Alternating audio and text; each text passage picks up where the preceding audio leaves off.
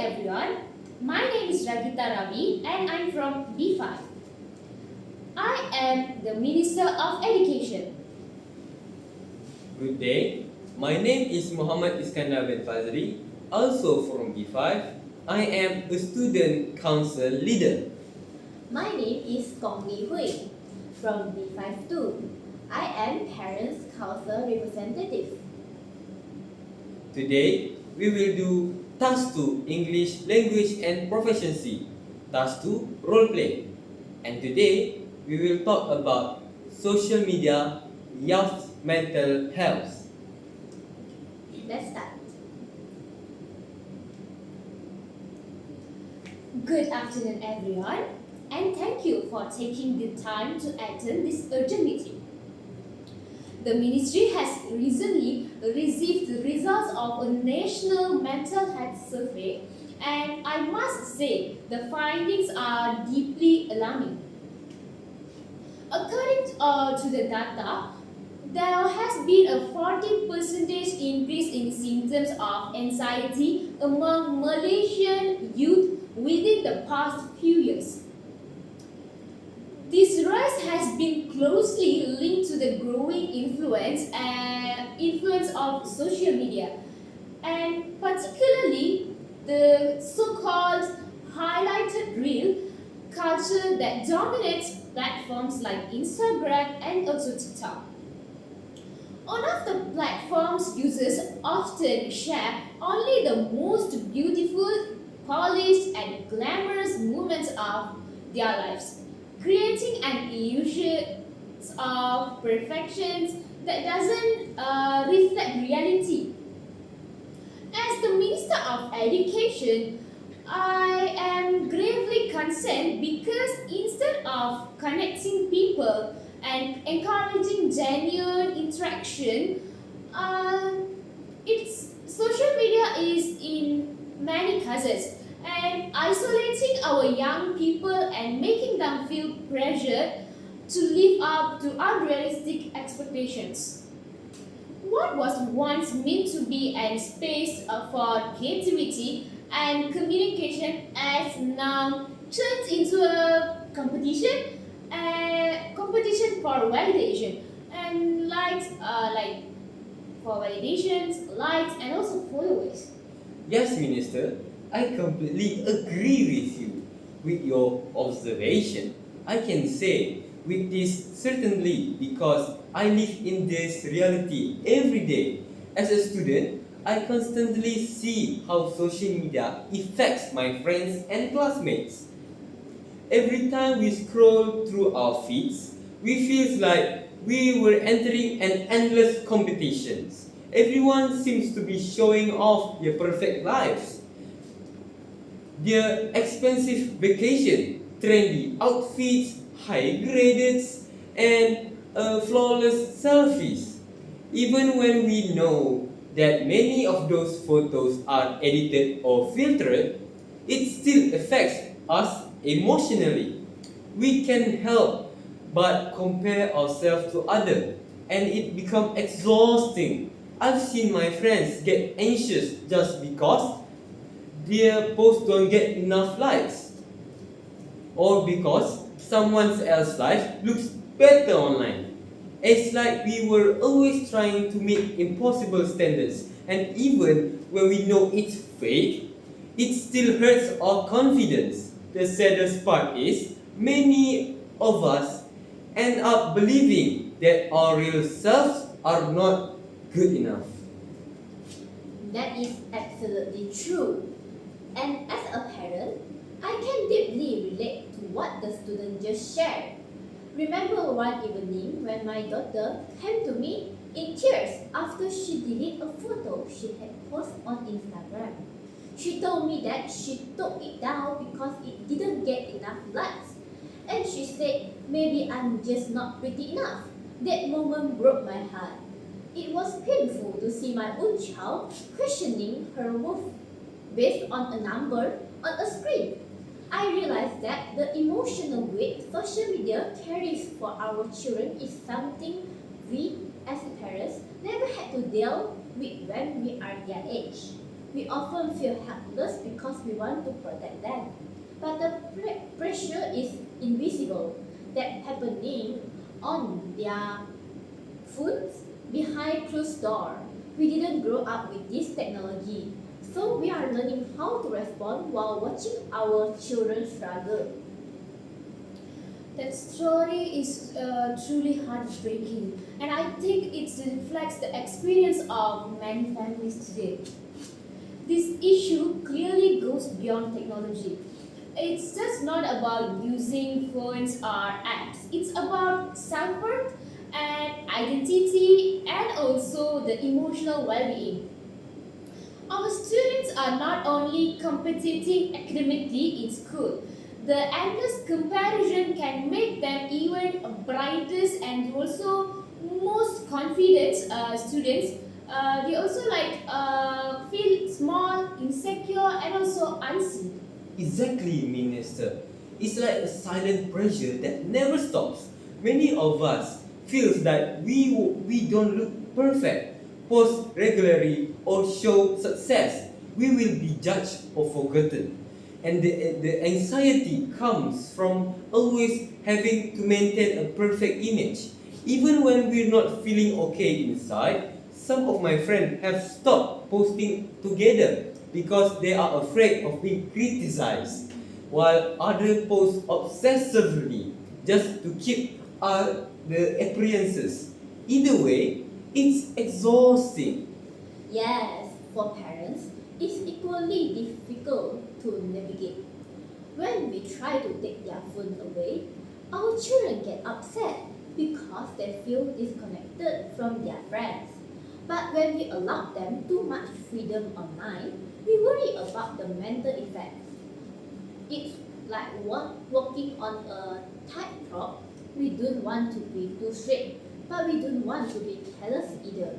We are trying our best to understand this new world that didn't exist when we are growing up. Yes, and that is preciously why we are here today, and to look at this issue from all the angles, from the perspective of students, the perspective of parents and educators. Only then we can find the effective, meaningful solutions, and it's the growing problem. From the ministry's research, several interconnected issues are emerging.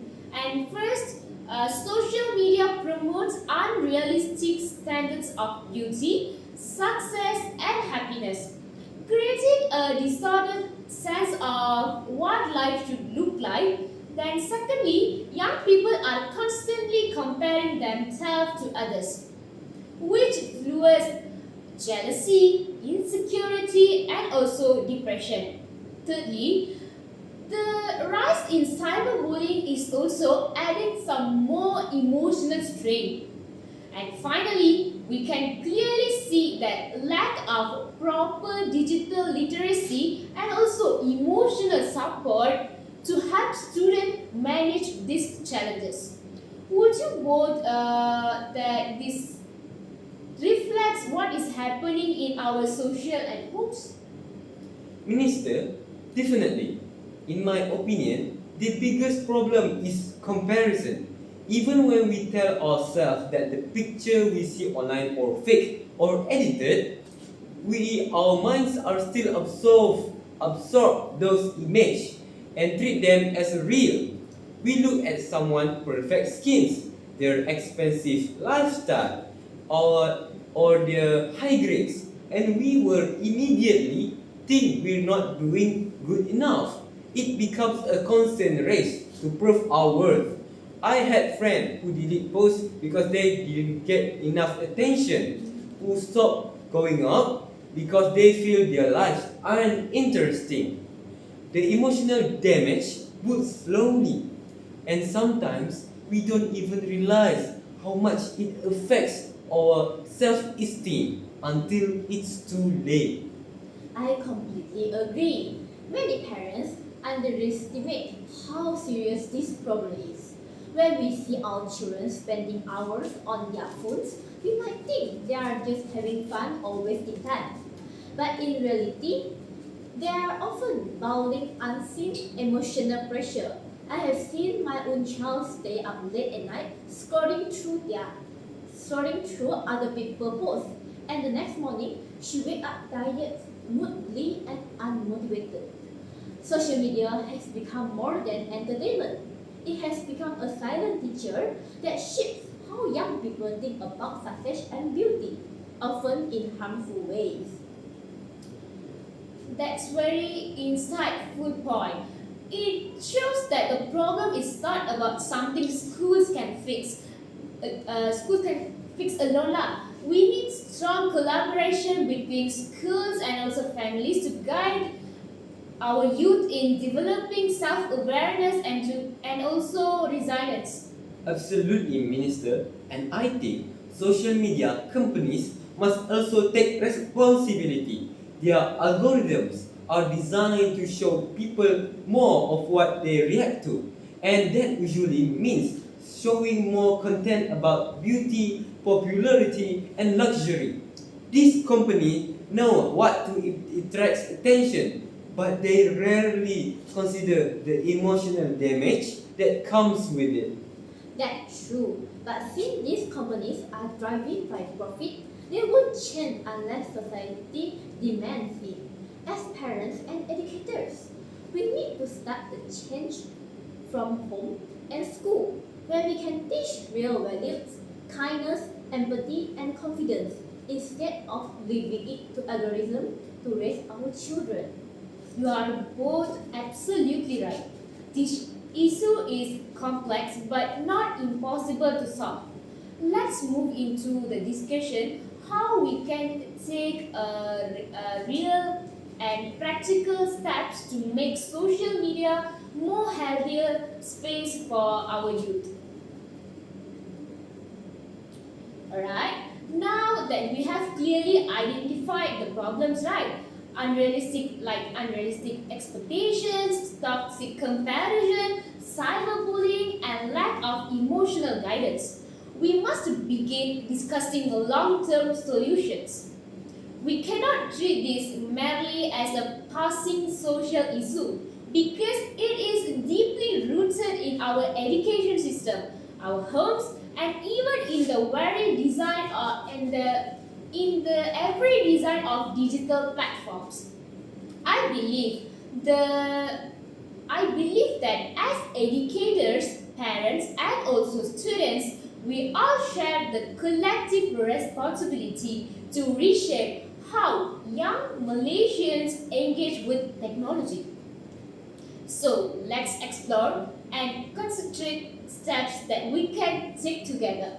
Thank you, Minister. From a student perspective, I strongly believe that education should be starting at point. Many of us were never actually taught how to use social media wisely. We learn by observing others, celebrities, influencers, or friends, and we naturally copy what we see. Sometimes we don't even realize how this affects our mental health. That's why I think schools should introduce a proper digital well-being program. Something that just doesn't tell us to use the phone less, but actually helps us to understand how balance our online and our offline lives. I completely agree, and in fact, this is one of the ministry's key proposals.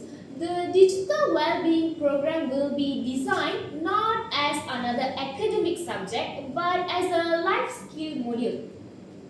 It will teach students how to manage their screen time, identify fake or manipulated content, and handle situations such as cyberbullying and also online peer pressure.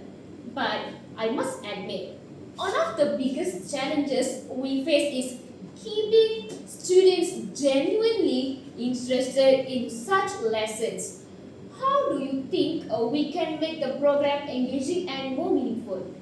That's really a good question. Minister, honestly, if it's just another lecture with slides and notes, most students will switch it off. We already spend hours sitting in classroom every day. What we need is something interactive. Maybe some workshops, storytelling, group discussion, or even games.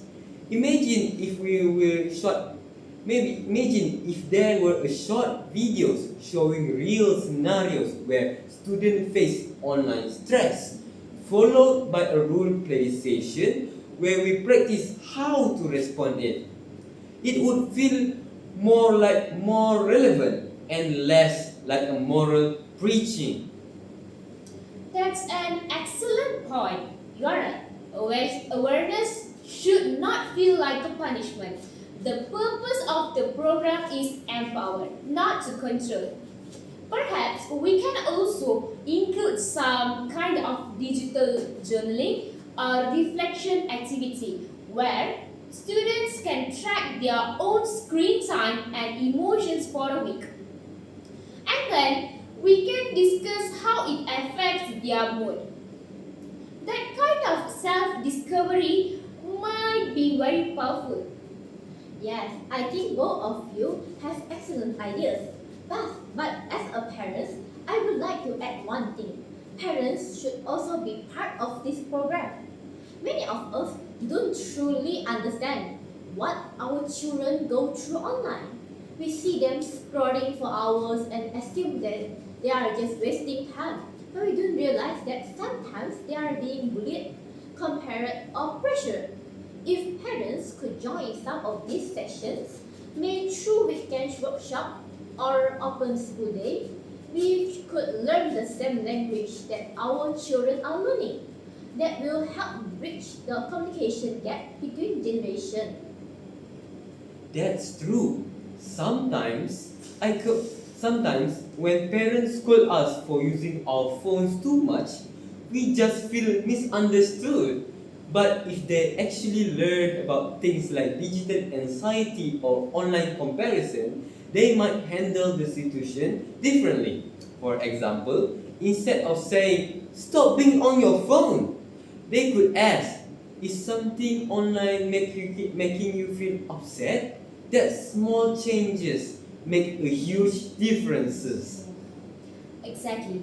I completely agree with you. So, we can design the digital well-being program to include both students and also parents through workshops, parent-teacher collaborations, and also maybe even school-wide campaigns promoting mindful media use.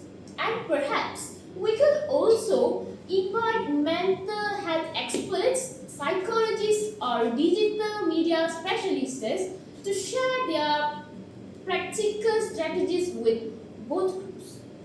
That would be very helpful. I can imagine sessions where families learn together, perhaps parents and children discussing what healthy online habits mean for them, and setting mutual boundaries instead of one-side rules. That way, both sides feel respected. I love that idea.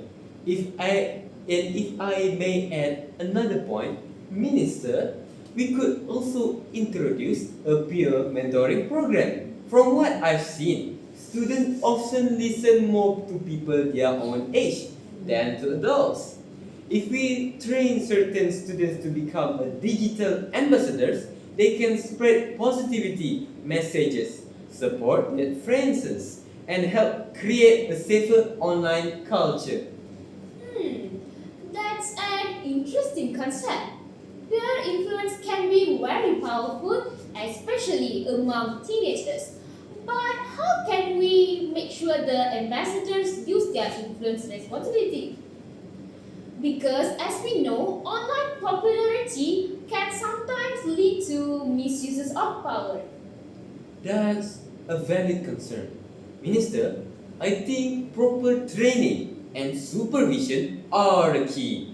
These students ambassadors should work closely with school counselors. They can organize campaigns like positive post challenges where everyone is encouraged to share something genuine, not perfect, but real.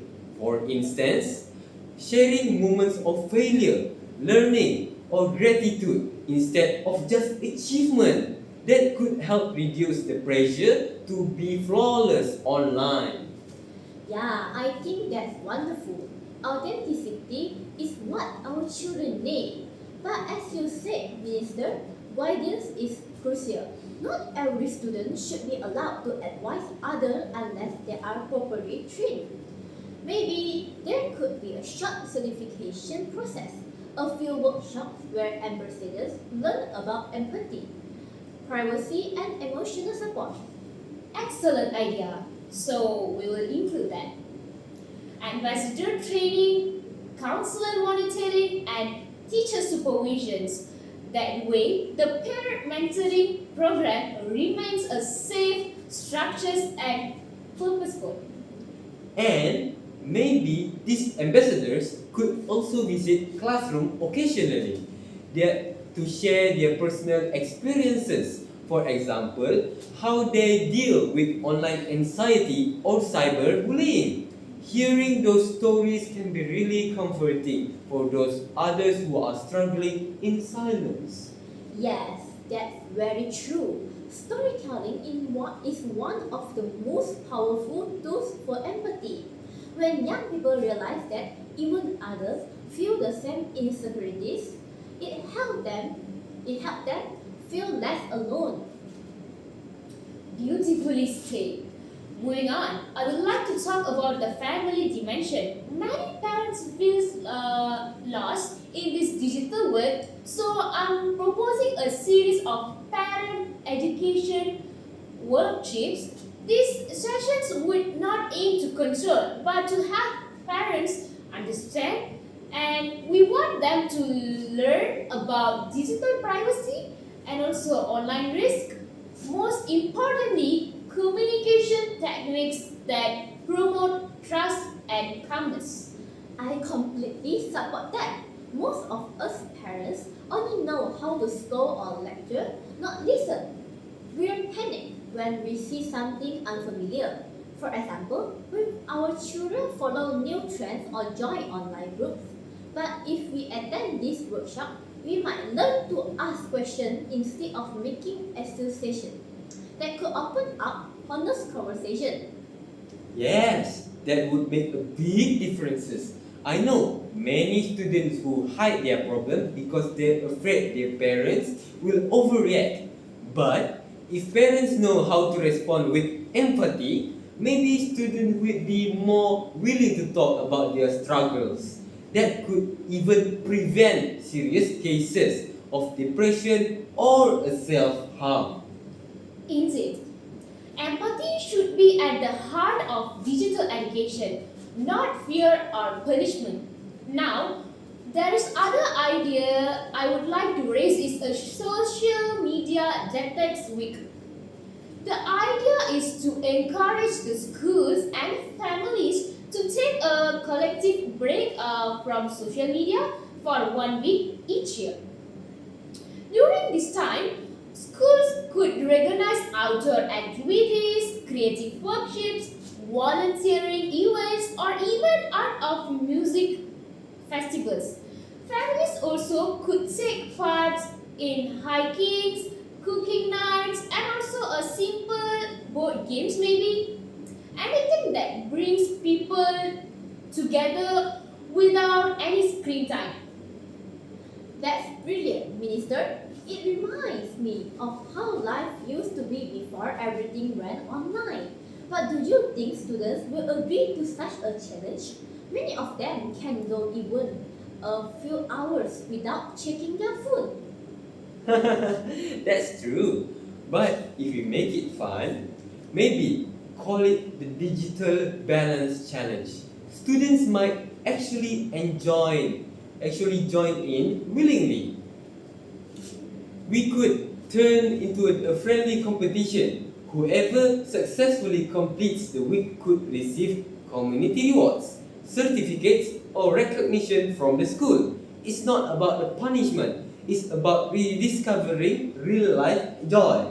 I love that. We could even expand it nationwide. Malaysian Digital Detox Week. Imagine it influences it, and celebrities also participated, sharing their own breaks from our social media to show that it's okay to disconnect sometimes. Exactly, Minister. Leading by example always works better than enforcing rules. When young see role model taking healthy break, they might be inspired to do the same. So, to summarize, we have agreed on several actions. Schools will introduce a comprehensive digital well-being program supported by the peer mentorship and also counselor guidance. Families will receive worksheets to build awareness and also empathy. There will also be a nationwide campaign such as Digital Detox Week and also recognition awards for schools that promote balanced online behavior. Together, these steps from a holistic plan that connects schools, parents, and also the community. That's an excellent and practical strategy, Minister. As parents, we are ready to support this effort. It's time we stop fearing social media and start guiding our children to use it wisely and meaningfully. I couldn't agree more. Social media isn't evil. It's a tool. What matters is how we use it. With the right education, empathy, and balance, it can become a platform for creativity, kindness, and learning instead of pressure and comparison. Well said. Together, through understanding and collaboration, we can turn this challenge into an opportunity to raise the generation that is confident both online and also offline. Thank you, Minister, for listening to both parents and students. It gives us hope to see the government taking mental health seriously.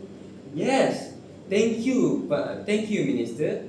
On behalf of all students, I truly appreciate this initiative. And thank you both for honesty and also the insight. Let's move forward, united for the well-being of our youth.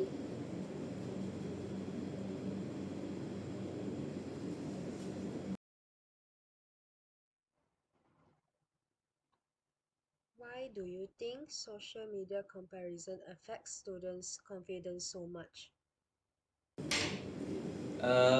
Thank you for your question, audience. I think because social media shows only the best part of people's lives. Even when we know the photos are edited, we still compare ourselves and feel not good enough. It slowly lowers our confidence and make us doubt of our own.